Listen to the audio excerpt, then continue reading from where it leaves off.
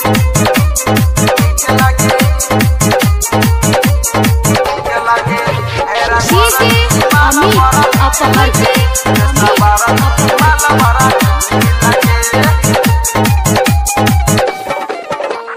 गोरा की माल फिर सवार की माल, हेरे गोरा की माल फिर सवार की माल। हेरे हटबो के लाली ओकर मीठे लागे, हेरे हटबो के लाली ओकर मीठे लागे। हेरे गोरा की माल फिर सवार की माल, हेरे गोरा की माला बड़ा मीठे लगे, रे सवार की माला बड़ा ठीक लगे। हेरा गोरा की माला बड़ा मीठे लगे, रे सवार की माला बड़ा ठीक लगे।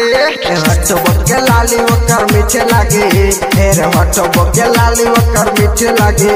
हेरा गोरा की माल फिर सवार की माल, हेरा गोरा की माला बड़ा मीठे लगे, रे सवार की माला बड़ा ठीक लगे। हेरा गोरा की माला बड़ा मीठे लगे, रे सवार की माला बड़ा ठीक लगे।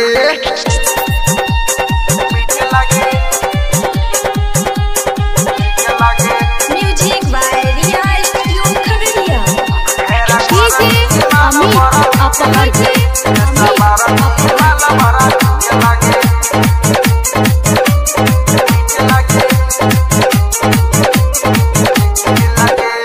जब जब बजबै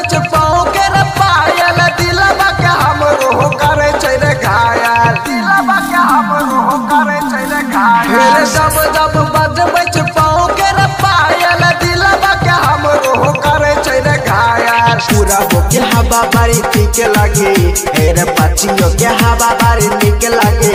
हेरे गोरा की माल फिर सवार की माल, हेरे गोरा की माला बड़ा मीठे लगे, रे सवार की माला बड़ा ठीक लगे। हेरे गोरा की माला बड़ा मीठे लगे, रे सवार की माला बड़ा ठीक लगे। हटबो के लाली ओकर मीठे लगे, हेरे हटबो के लाली ओकर मीठे लगे। हेरे गोरा की माल फिर सवार की माल, हेरे गोरा की माला बड़ा मीठे लगे, रे सवार की माला बड़ा ठीक लगे।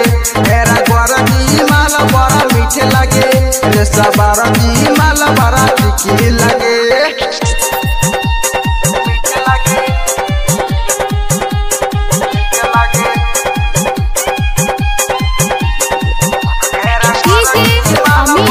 अपहर के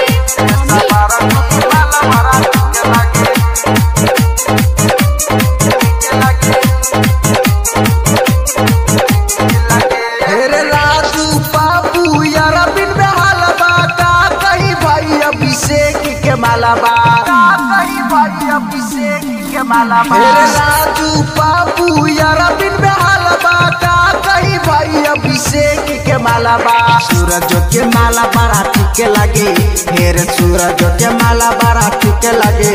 हेरे गोरा की माल फिर सवार की माल, हेरे गोरा की माला बड़ा मीठे लगे, रे सवार की माला बड़ा ठीक लगे।